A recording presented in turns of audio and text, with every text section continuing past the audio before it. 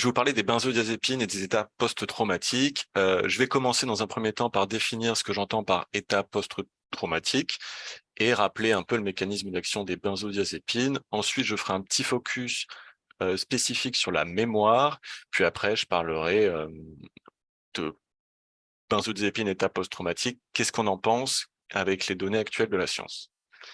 Pour finir par les idées thérapeutiques à la fin.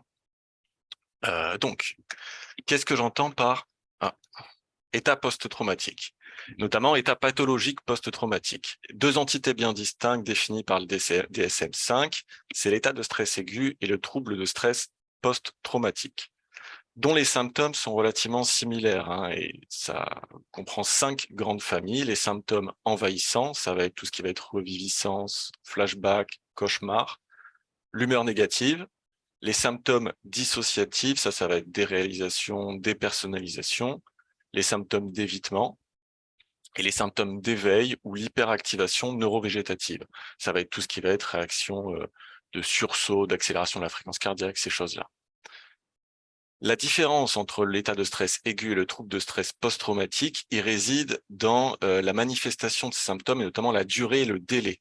C'est-à-dire que ces symptômes, ils se manifestent en durée pendant maximum 30 jours pour l'état de stress aigu et ils apparaissent entre J3 et M1 de l'exposition au traumatisme. En ce qui concerne maintenant le trouble de stress post-traumatique, il se manifeste pendant plus d'un mois consécutif, mais il n'y a pas de notion de durée depuis l'événement. C'est-à-dire qu'il peut se produire après 2-3 mois, mais si ça dépasse les 6 mois à compter de l'événement traumatique, on parle de trouble de stress post-traumatique à expression retardée. Je vous ai mis un petit tableau qui récapitule les différences, donc surtout sur le délai associé au diagnostic et la durée maximale des réactions, que je ne vais pas forcément reprendre, mais il faut savoir que c'est un trouble qui est quand même très polymorphe. Les états post-traumatiques, il y en a certains qui ne rentrent pas dans la définition du DSM de l'état de stress aigu, ni de l'état de stress post-traumatique. Ce n'est pas pour autant qu'il ne faut pas les traiter. C'est-à-dire que dès le moment où il y a des symptômes post-traumatiques, il faut y amener une réponse. On va parler des benzodiazépines maintenant, qui sont les molécules qu'on utilise le plus fréquemment pour traiter l'angoisse de manière aiguë. En ce qui concerne leur mécanisme d'action, ça marche par une fixation allostérique sur la sous-unité alpha du récepteur GABA, GABA-A, ce qui augmente l'affinité de ce récepteur pour l'acide gamma-aminobutyrique, c'est le GABA, entraîne une hyperpolarisation du neurone, une augmentation de la fréquence d'ouverture du canal ionique et la libération d'ion chlore dans le neurone postsynaptique, ce qui va aboutir en finalité à la diminution de l'excitabilité neuronale de manière globale. Ce mécanisme d'action, il est commun entre les benzodiazépines, même si l'affinité, elle varie d'une substance à l'autre. Et notamment, ça varie, les propriétés des benzodiazépines vont varier en fonction d'une substance à une autre. Ces 6 propriétés des benzodiazépines, c'est un effet sédatif, hypnotique, anxiolytique, anticonvulsivant, myorelaxant et amnésiant. Nous, ce qu'on cherche le plus souvent, c'est l'effet anxiolytique ou l'effet hypnotique. Il y a un diagramme que j'aime assez, c'est le diagramme en étoile des benzodiazépines.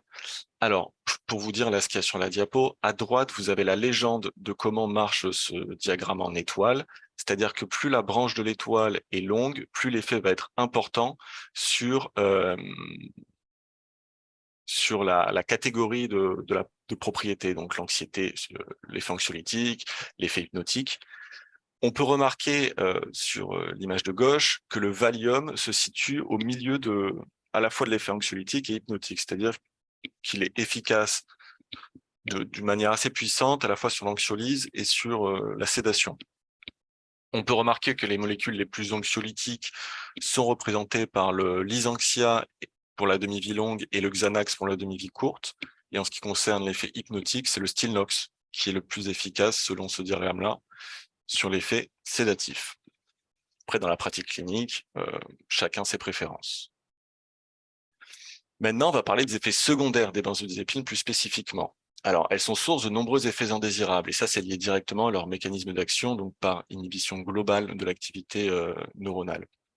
Ça amène des troubles amnésiques uniquement antérogrades.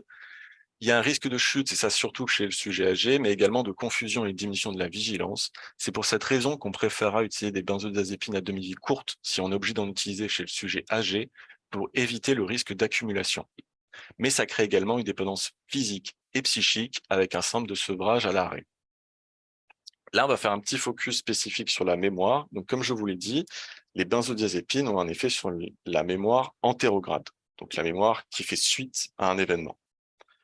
Il y a 3 grandes catégories de mémoire. La mémoire sensorielle, qui est la mémoire qui a lieu après la perception d'un stimulus et qui dure de quelques millisecondes à 1 seconde. La mémoire à court terme, qui dure de la seconde à la minute, et la mémoire à long terme, qui dure les jours, les années, les mois. Il y a 2 grandes sous-catégories dans cette mémoire à long terme, c'est la mémoire explicite, la mémoire consciente, et la mémoire implicite, la mémoire inconsciente.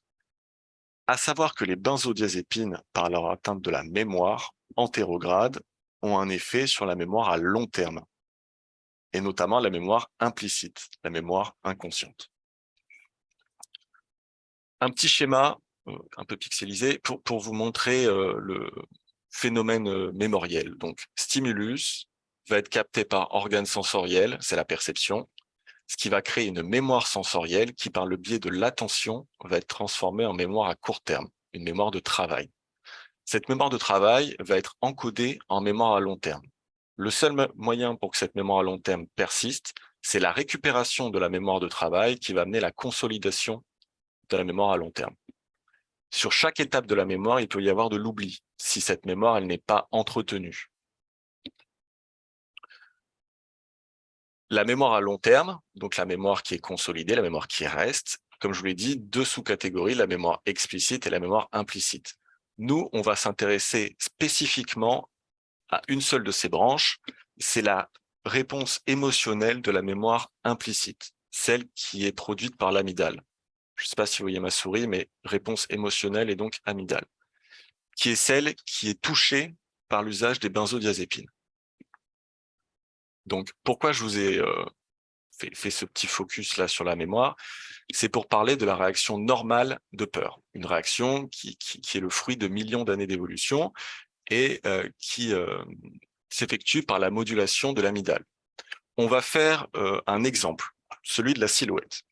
Imaginez que vous marchez en forêt et vous distinguez la silhouette d'un serpent à travers les feuilles. Là, tout de suite, le stimulus émotionnel va passer par le thalamus et par une route courte vers l'amygdale qui va me donner une réponse. Cette réponse, elle va être corticotrope et adrénergique, c'est-à-dire que vous allez avoir des réactions physiologiques de peur, une augmentation de la fréquence cardiaque, un sursaut, une accentuation voilà, de vos réflexes de survie.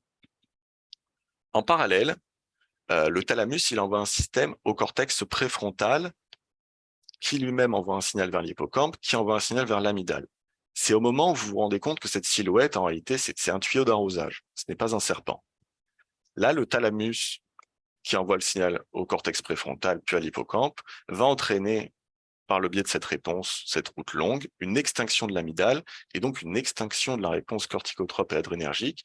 La fréquence cardiaque revient à son rythme normal, vous vous apaisez, vous continuez à avancer.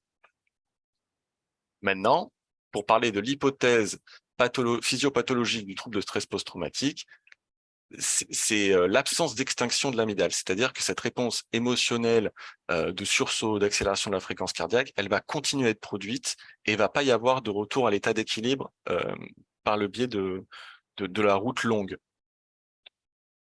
Donc l'axe corticotrope va continuer à être stimulé, vous continuez à sécréter des corticoïdes, le système nerveux autonome sympathique continue à être stimulé, vous continuez à produire de l'adrénaline. Le seul moyen pour que ça s'arrête, c'est qu'il y ait une réponse active de la part de l'hypophyse, et c'est la production d'endorphines et d'antagonistes des récepteurs NMDA, une substance kétamine-like. Ils vont être sécrétés par l'hypophyse et présents dans l'amygdale, c'est-à-dire que c'est là où les récepteurs se situent, c'est dans l'amygdale. Ça va entraîner une déconnexion entre le cortex préfrontal et l'amygdale, et en finalité, une extinction de l'amygdale et donc de la stimulation de l'axe corticoïde et adrénergique. Le côté négatif à ça, c'est que le cortex ne sera plus connecté à l'amygdale, mais il continuera à recevoir le stimulus de peur, ce qui peut créer un syndrome dissociatif, par dissociation entre l'implication émotionnelle et le stimulus de peur. De plus, l'hippocampe, qui est en lien direct avec l'amygdale, ne va plus non plus recevoir les informations émotionnelles de cette dernière. ce qui va atteindre directement la consolidation de la mémoire. Comme je vous l'ai dit précédemment sur le focus sur la mémoire, l'amygdale est impliquée dans la réponse émotionnelle. Donc, s'il n'y a plus cette réponse émotionnelle, le traumatisme ne va pas pouvoir être consolidé et digéré. On en arrive maintenant à l'usage des benzodiazépines, et notamment, pourquoi est-ce que ce n'est pas une bonne idée de les utiliser? La première raison pour laquelle ce n'est pas une bonne idée, c'est leur inefficacité. En effet, et ça, c'est un niveau de preuve A. Les benzodiazépines, elles n'ont pas montré une amélioration des symptômes suffisante pour les préconiser dans la prise en charge du trouble de stress post-traumatique. Cette inefficacité, elle peut s'expliquer par une physiopathologie différente entre l'angoisse et les troubles anxieux, des troubles anxieux qui sont sensibles aux benzodiazépines, troubles anxieux assez généraux, et le trouble de stress post-traumatique où l'anxiété est quand même particulière. Mais il y a aussi un risque capital d'aggravation. Ça, c'est un niveau de preuve B. En effet, quand on utilise des benzodiazépines sur un long terme, il y a un risque important de dépendance. Et on sait que les personnes avec un trouble de stress post-traumatique sont plus sensibles aux troubles addictifs. Il y a également le risque de symptômes de sevrage. Même lors d'un usage non interrompu de benzodiazépines avec des demi-vies courtes, il y a un risque de sevrage de ces dernières. Mais il y a aussi les effets paradoxaux de ces benzodiazépines qui peuvent simuler des symptômes post-traumatiques. Donc, on en arrive rapidement avec un usage de benzodiazépines à plus savoir si c'est les benzodiazépines et le sevrage qui créent les symptômes ou véritablement le trouble de stress post-traumatique.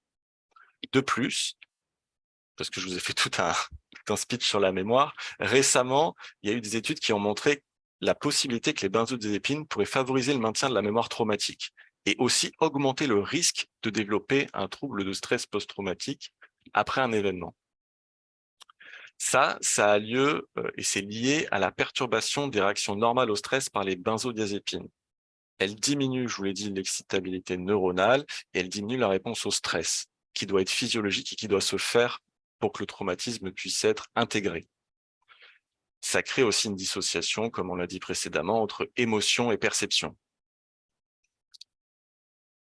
Donc là, je vous ai dit, je vous ai exposé pourquoi il ne fallait pas utiliser les benzodiazépines, mais dans ce cas-là, qu'est-ce qu'on fait? Puisque globalement, un patient avec un trouble de stress post-traumatique, c'est un patient qui va être très anxieux. Alors, est-ce qu'il faut laisser l'anxiété se développer pour la consolidation du traumatisme ou pas? On va le voir juste après. En réalité, il faut l'accompagner, cette anxiété. Et ce qui a le plus haut niveau de preuve et ce qui est recommandé à la fois par l'HAS et par l'OMS, ce sont les psychothérapies. En premier lieu et à n'importe quel moment du traumatisme. En effet, notamment les thérapies cognitivo-comportementales centrées sur le traumatisme et l'EMDR, qu'on connaît assez bien dans le service. On peut également proposer de l'hypnose pour diminuer certains symptômes, mais il faudra éviter à tout prix, et c'est contre-indiqué de faire de l'hypnose sur des symptômes dissociatifs, mais également les symptômes dissociatifs post-traumatiques. Comme je vous l'ai dit, à tout moment suivant le traumatisme, ça peut être proposé, même s'il n'y a pas un état de stress aigu défini. Dès le moment où il y a des symptômes de traumatisme, on peut proposer une psychothérapie. Dans la pratique courante, c'est quand même assez compliqué ça à proposer, puisqu'on le sait très bien, nos psychothérapeutes, nous dans le service, sont déjà très, très occupés, et c'est compliqué d'avoir quelqu'un de disponible directement après un traumatisme. Je vous ai mis le tableau de l'OMS sur lequel, si vous voulez bien, on reviendra à la fin, puisqu'il est très centré sur les psychothérapies et assez peu sur ce que je vais vous présenter juste après. C'est le traitement pharmacologique du trouble de stress aigu et du trouble de stress post-traumatique.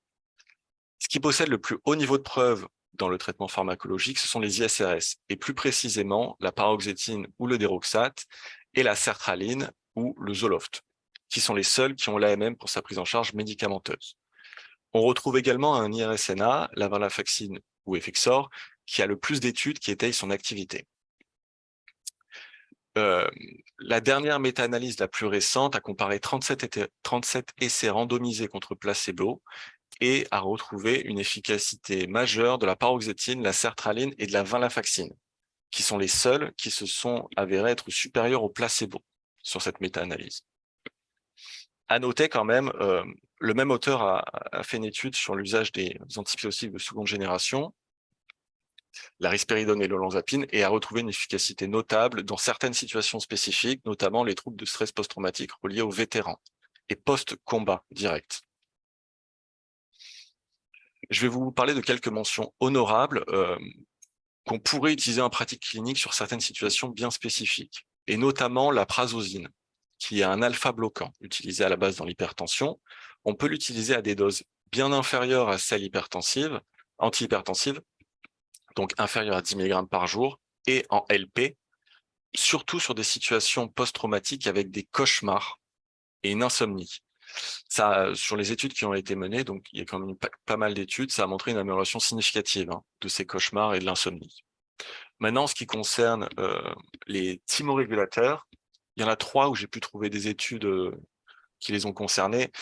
À noter quand même que c'est des études avec des effectifs faibles.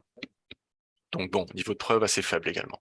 Mais la lamotrigine ou l'amygdale a montré des effets positifs sur les symptômes de reviviscence, notamment sur les intrusions ainsi que sur les symptômes d'évitement. Le valproate, donc la dépacote, a montré une diminution des images intrusives de l'anxiété et de l'hypervigilance.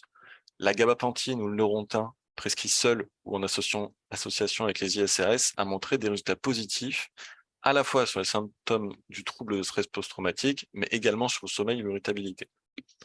Je voulais finir en vous parlant d'une molécule, le propanolol, qui est un bêta-bloquant, donc un antihypertenseur également, qui fait l'objet là actuellement d'une étude, l'étude Paris Mémoire Vive, qui concerne 400 patients souffrant de troubles de stress post-traumatique post-attentat du Bataclan, et qui utilise la thérapie de reconsolidation du docteur Brunet, qui se base en fait sur administration de propanolol et psychothérapie TCC centrée sur le traumatisme pour traiter donc les symptômes de stress post-traumatique. Ça se base sur l'hypothèse adrénergique du traumatisme, donc en diminuant la réponse du système nerveux autonome de manière artificielle et en faisant une psychothérapie centrée sur le traumatisme qui amène une reviviscence voulue, eh ben, on traite plus facilement le traumatisme.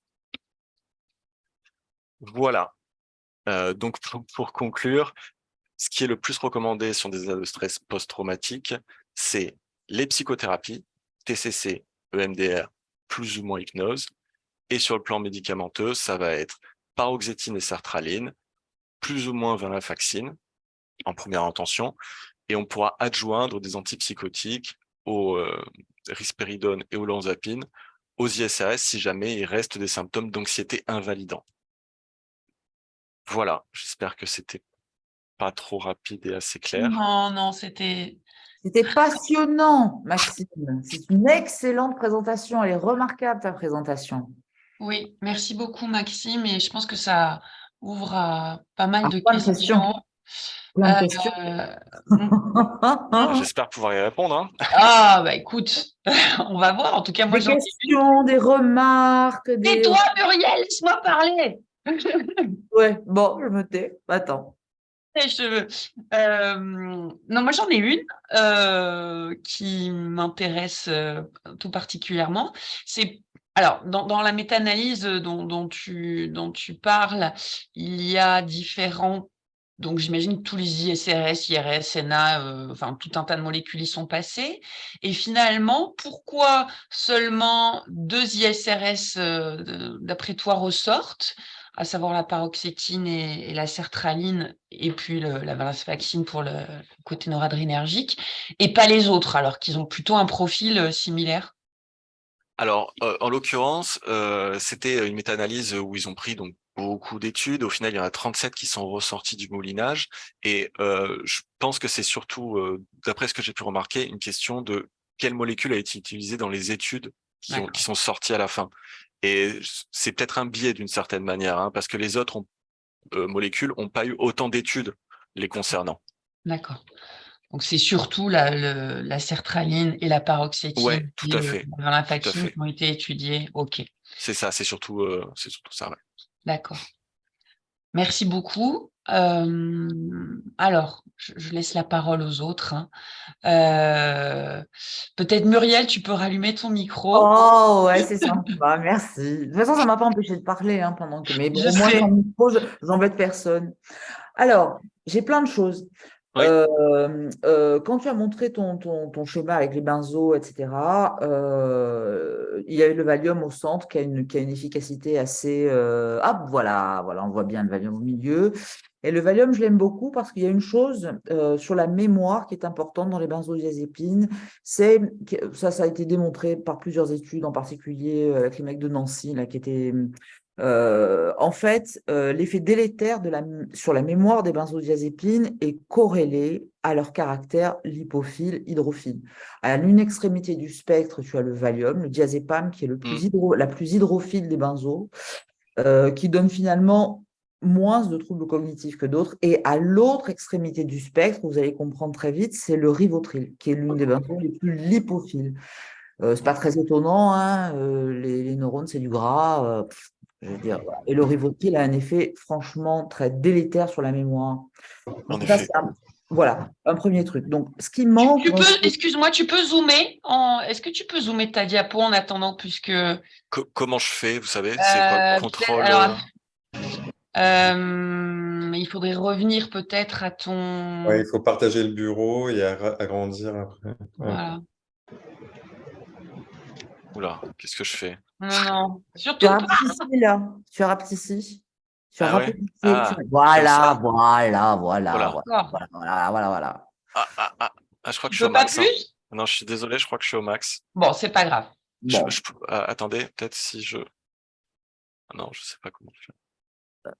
Oula. on va faire un zoom. Bon, enfin, bon, bref, peu importe. Je vais essayer de trouver en même temps, ouais. Alors, ça, c'est la première des choses. Il y a peu d'études, à ma connaissance. Je m'occupe d'un patient qui a ce type de problème, en plus d'un trouble bipolaire de type 1, qui est très bien régulé, hein, qui parle plus depuis des années, qui a un syndrome post-traumatique authentique, hein. Il a failli se faire tuer sur un parking, il a perdu connaissance, il s'est retrouvé à l'hôpital, il a failli mourir. Bon, bref, on l'a menacé avec un flingue, on lui a flanqué des coups de pied. Enfin, bon, il y a eu le complet, quoi. Et ça fait 2 ans que ça dure.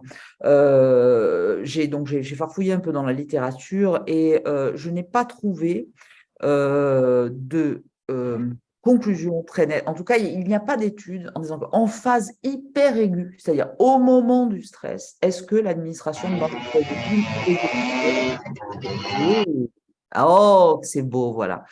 Est-ce que, enfin, administré au moment immédiat, du stress post-traumatique, par exemple, tu as un petit flacon de Rivotril et que tu es dans cette situation-là, si tu en prends, qu'est-ce que ça donne? On ne sait pas ça. Ça, c'est une première remarque ou une question. Et puis après, j'ai d'autres questions.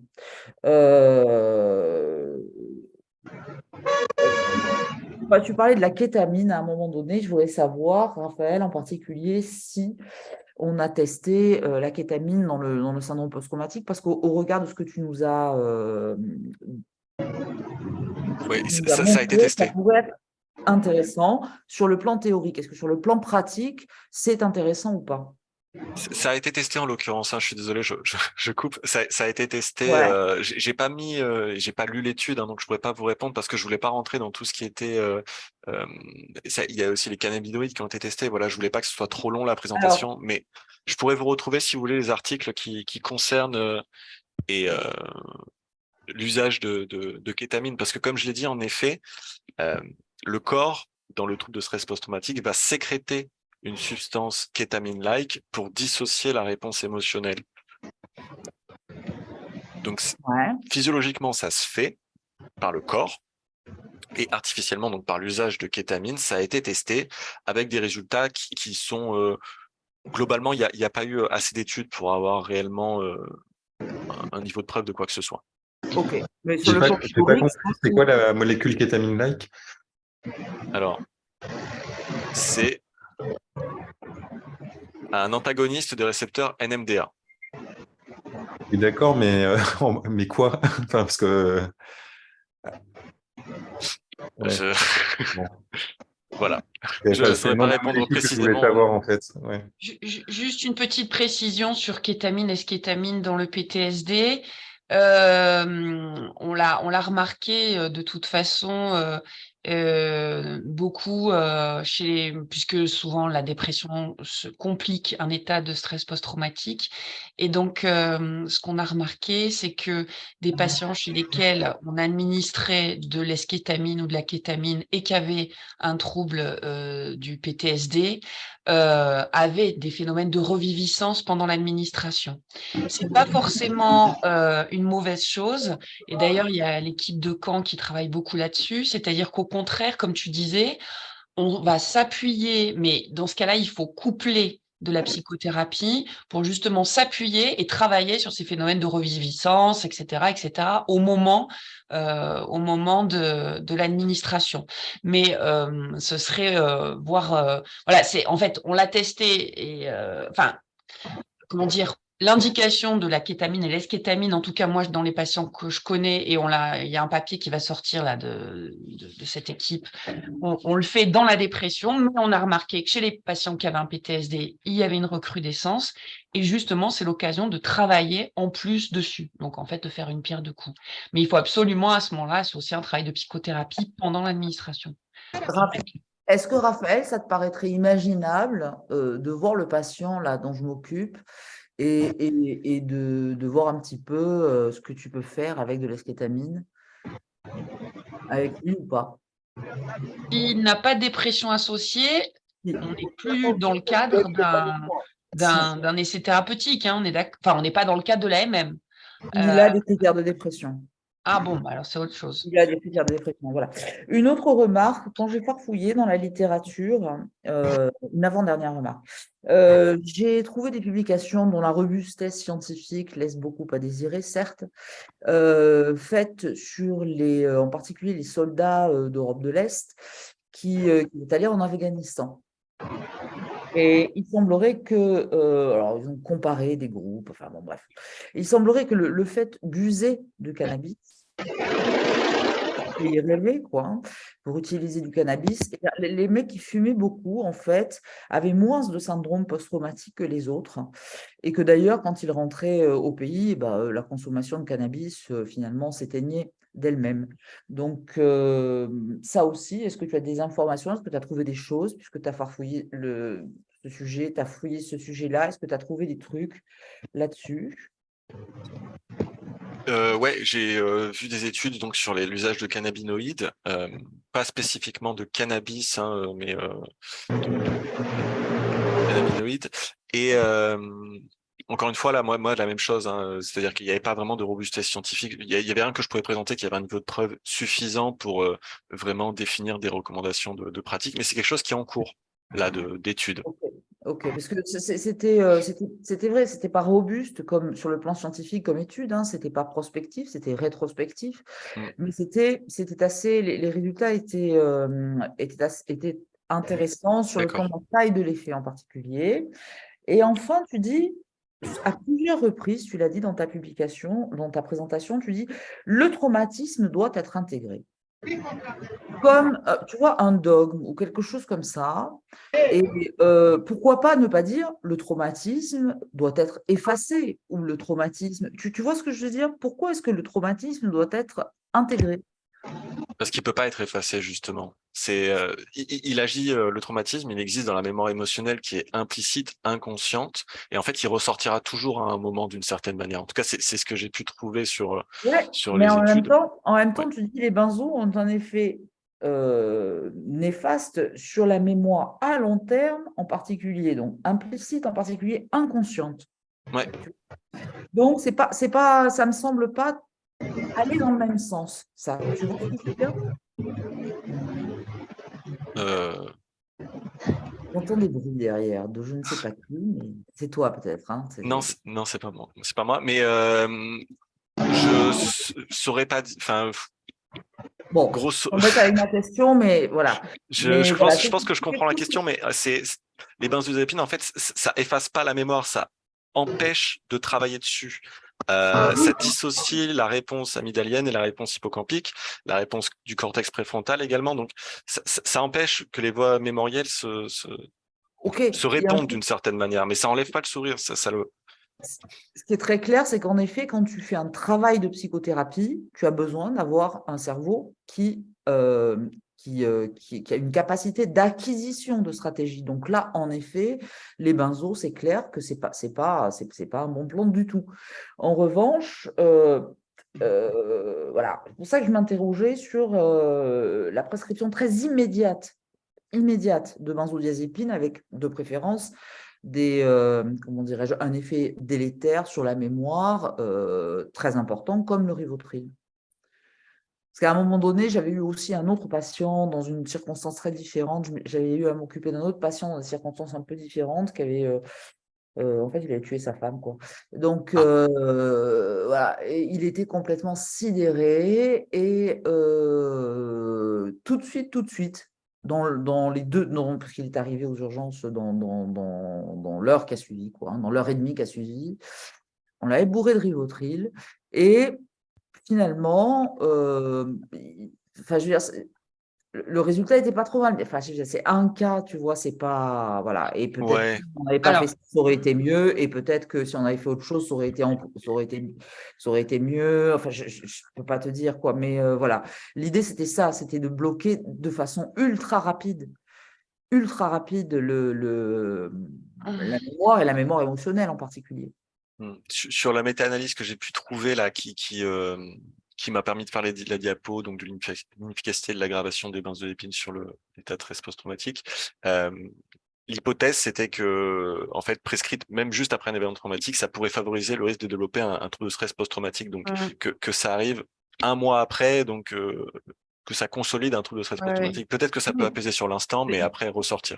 D'ailleurs, à l'heure actuelle, aux urgences, enfin, dis-moi si je me trompe, Maxime, parce que toi, tu y es beaucoup plus, mais on dit surtout de ne pas prescrire, et on vous dit de ne pas prescrire de benzo aux patients que vous êtes amenés à recevoir comme ça, C'est ça, ouais. un trauma, surtout pas. C'est l'étude l'étude parisienne, elle, c'est la prescription de propanolol, elle a été au moment, c'est ça, du traumatisme, hein, si je me trompe pas. C'est ça. Et on verra justement si ça peut avoir un intérêt. Je sais qu'il y a aussi plutôt chez les vétérans de guerre, tous les psychédéliques aussi qui étaient administrés au moment du trauma. Mais je crois que là, tout le monde s'accorde à dire qu'il est il est vraiment pas recommandé de donner des benzos, quel que soit le type de benzo. Et puis de toute façon, toi, tu l'as caramélisé hein, au moment où il avait tué, enfin peu de temps après. Et dans l'heure et tu sais pas s'il a pas déclaré un PTSD dans les semaines ou les mois. Je l'ai vu jusqu'à 3 ans après. Ah d'accord. Bon, il est mort suicidé hein, en prison parce qu'il a pris 25 ans. Il avait pris 20 ans en première instance, il a fait appel, il a pris 25 ans. C'est un monsieur qui était assez connu dans le monde scientifique et qui avait un niveau de fonctionnement de base qui était plutôt très très bon quoi. Et en fait qui avait développé une dépression dont personne ne s'était vraiment aperçu dans un contexte de stress, enfin de harcèlement, machin compliqué. D'accord. Et voilà. Et donc en fait c'était je pense très injuste et voilà. Mais Peut-être est-ce qu'il y a d'autres questions? Moi, je voulais juste faire une remarque sur justement ce que Muriel était en train de parler. En fait, il y a la question du… Qui parle? C'est Noémie? Bernardine Noémie. Ah, voilà. Voilà.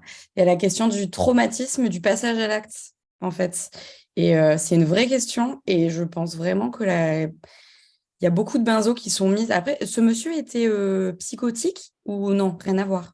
Le patient qui avait tué sa femme? Oui. Non, absolument pas. D'accord. C'est un monsieur qui avait développé une dépression sévérissime, mais comme il fonctionnait de façon très significative moins bien que quand il allait. Enfin, je veux dire, mais bon, je veux dire, il est arrivé, enfin, il fonctionnait mieux que la plupart des gens qui ne sont pas déprimés, quoi, tu vois. Donc, oui. Après, c'est une vraie question. Ça arrive beaucoup, même chez les patients psychotiques. Cette sidération, cet effet dissociatif qui dure après le passage à l'acte avec parfois on a l'impression ils nient, mais en fait probablement qu'ils oublient ce qui vient de se passer. Il y a une vraie sidération avec et souvent évidemment les benzodiazépines on les utilisera plus pour apaiser etc. Mais il faut pas ignorer ce potentiel traumatique en fait des passages à l'acte hétéro-agressifs ou auto-agressifs d'ailleurs. Enfin, voilà, c'était une petite Alors, remarque. lui, il s'en souvenait très bien, quoi, hein, même avec des louches de Rivotril, quoi, hein. Il s'en souvenait très bien. Mais disons qu'on avait l'impression, enfin, dans ce qu'il racontait, si tu veux, l'impact émotionnel était très réduit. Alors, ok, dissociation, je veux bien, mais lui était plus confortable dans cette chose-là. Mais alors, peut-être que si je ne lui en avais pas donné, il serait allé beaucoup mieux. Bon, je ne sais pas. Alors, en urgence, qu'est-ce que vous donnez en pratique? De l'avlocardil, certes, qui n'est pas très efficace sur l'anxiété en tant que telle.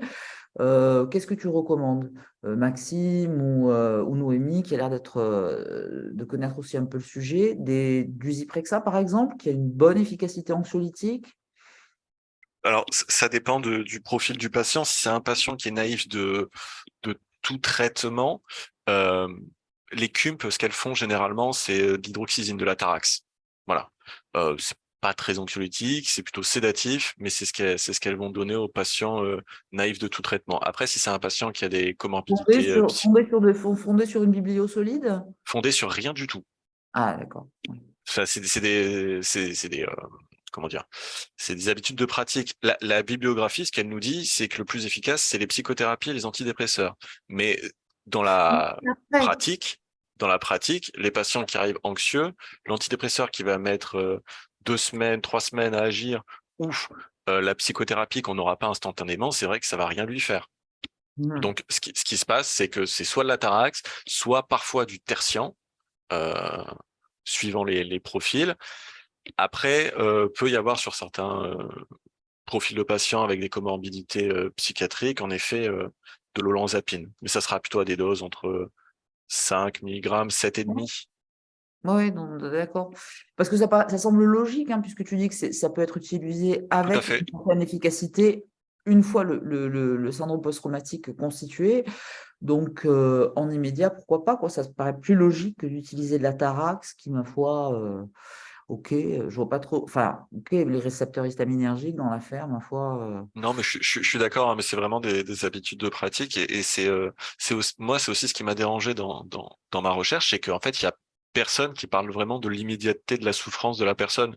Mhm. C'est-à-dire que toutes les recommandations, c'est des recommandations qui sont vraiment dissociées de la réalité de la pratique clinique, où on se Oui. retrouve face à des patients qui sont dans une grande souffrance et il Surtout y a pas là, de on aimerait recommandation. avoir, on aimerait, excuse-moi, je te coupe, on aimerait avoir une attitude préventive Tout à fait.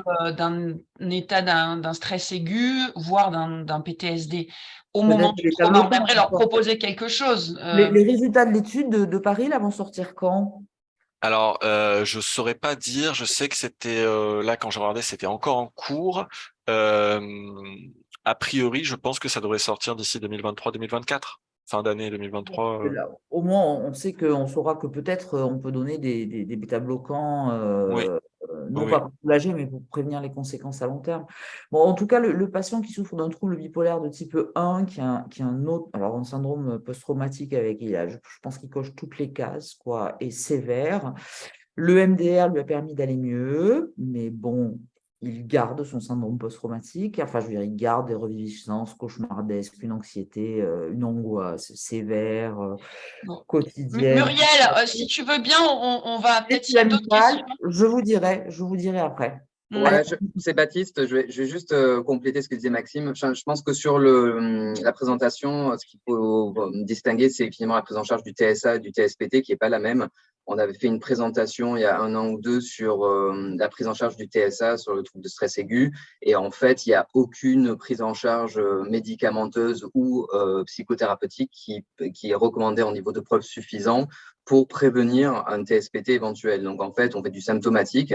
On évite effectivement parce qu'il y a cette littérature sur la mémoire traumatique, les benzos, tout ça. Mais en vrai, même le MDR, précocement, on n'a pas montré de niveau de preuve suffisant. Et même les bêta-bloquants et tous ces trucs-là. Donc, c'est vrai que je pense que sur ce genre de présentation, il faut distinguer les deux prises en charge parce que l'évolution de la pathologie de stress aigu n'est pas la même du tout. Je pense que ce qui est déjà sur le TSPT constitué. Donc, je pense que c'est pour ça que dans la littérature, je pense qu'il y a des choses pas très claires encore parce que on n'a pas encore des groupes de patients qui sont très clairs, je pense, par rapport à ça non plus. Voilà, c'est juste ce que je vais rajouter. Mais sinon, on disait ici du côté de Simone que Maxime, tu as une voix tout à fait parfaite pour faire des podcasts et enregistrer encore plus de vidéos. C'était très agréable à écouter, donc félicitations. C'est gentil, merci. Non, et puis c'était super bien fait, Maxime, hein. C'était vachement intéressant.